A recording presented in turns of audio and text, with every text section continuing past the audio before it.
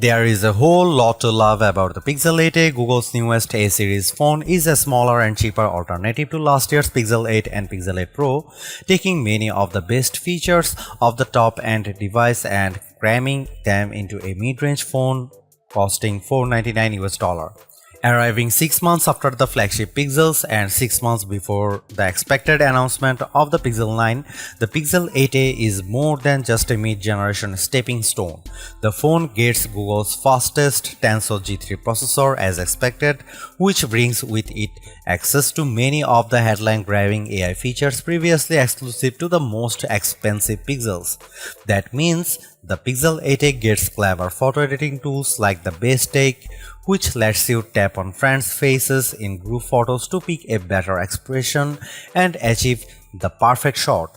You also get the powerful Magic Editor tool, Google's trademark AI feature, which lets you reposition, delete the resize and subjects in photos and have generative AI seamlessly fill in the gaps.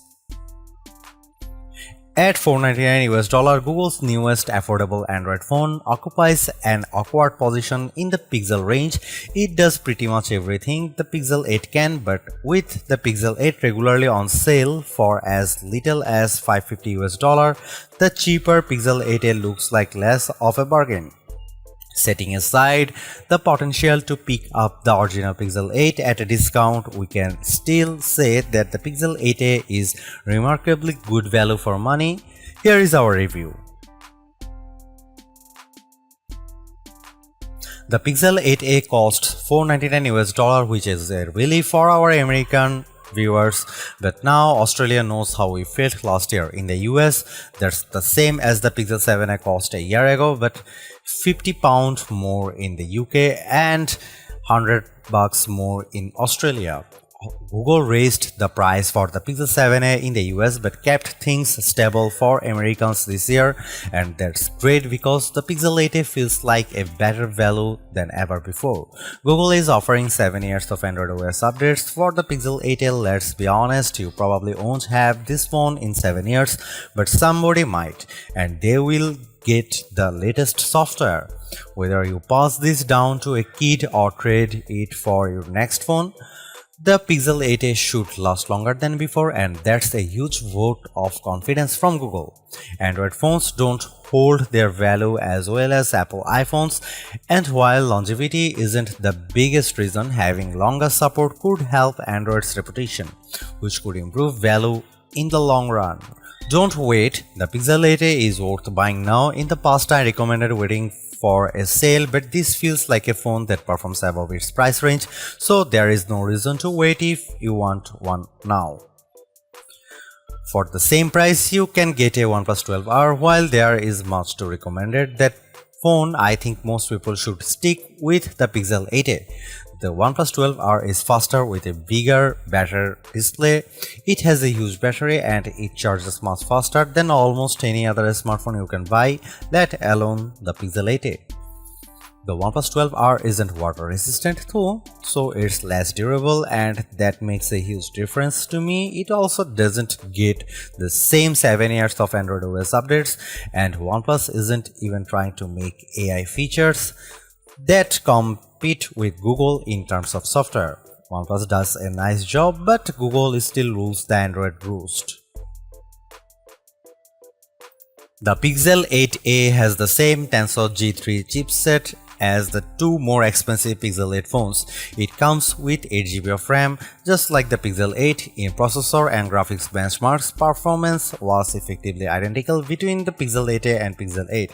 The Pixel 8a also has a bright display like the Pixel 8, and in our tests, both phones reached above 1450 nits at 100% brightness, where the Pixel 8 pulls ahead and earns its premium aside from the improved cameras are in the smaller details. The Pixel 8 uses Gorilla Glass Victus, which is stronger than the Gorilla Glass 3 on the Pixel 8a. The Pixel 8 has Wi-Fi 7 though. That's only useful if you also have a new Wi-Fi 7 router. If you wanted a cuter, more curvaceous version of the Pixel 8, the Pixel 8a delivers. Sure, it looks like every other Pixel phone since the Pixel 6, but that's brand identity. I actually like the camera bar. I prefer its symmetry to the camera bump on most other phones. The Pixel 8a has nicely rounded corners and some flashy color options, including the brighter than expected aloe green of my review sample, a nice step into the light from the more subdued mint green Pixel 8.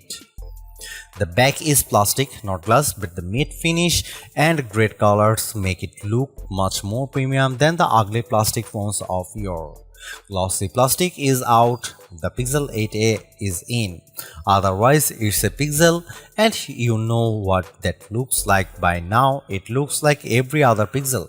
I mean the two-tone options of the Pixel 6 phones, but it is still a pretty phone that will stand out just enough from the herd of Galaxy and iPhones. Google's new so-called extra display were a key selling point for the Pixel 8 family, so I am pleased to report that Pixel 8a earns its spot in the lineup with a bright, colorful display that doesn't skimp on specs. It has a 120Hz refresh rate and the same 2000 nit peak brightness potential as the Pixel 8. The bezel is a bit thick, but you won't notice unless you hold it up next to another phone. The smaller size of the Pixel 8a with its 6.1-inch OLED display is one of my favorite aspects of its design. It's a nice compact phone. I had some trouble seeing the display in the bright California sunshine in Mountain View, which made some photography hard, but this was only a problem on the clearest day with the sun overhead. Indoors, the display seemed exceptionally bright, so perhaps it just needed a better reflective coating. The OnePlus 12R does have a larger 6.7-inch display, and OnePlus claims it can hit an eye-piercing 4500 nits of brightness, but we haven't seen it achieve this in our tests. Still, for the same price, you can get a larger display, but the compact size is part of the Pixel 8a appeal. Google makes the best Android phone software much better than Samsung's One UI. While OnePlus and Motorola stay close to Google's design, you can't beat the house of Android for simplicity and ease of use. Maybe it's getting too easy. Android used to have many more customization options to organize your home screens and your app list. Most of these are gone now. You can't even put apps into folders in Google's app menu. On the other hand, Google does the best job with things like notifications. If I get a notification I don't want, I just hold my finger on the message and I get a robust setting tool that lets me turn off all notices from an app or just certain categories of interruption. I get to pick what each app notifies me about, and I don't have to dig to find the options. They just appear with a press. The new AI tools keep getting better. I make a new AI wallpaper every few days. Even better, I now let Google's AI answer most of my impersonal phone calls, and I can see what my caller says in a live transcript as the AI handles them. The Gemini AI features are good, and it isn't a perfect Google Assistant replacement, but Gemini can use Google Assistant as one of its tools to make up the difference. The AI features are constantly growing. Gemini can now help compose email message in the Gmail app, and I'd expect it will soon offer help in the mobile docs, sheets, and maybe slides apps. Unfortunately, the Gemini app stopped working for me suddenly a few days before this review published.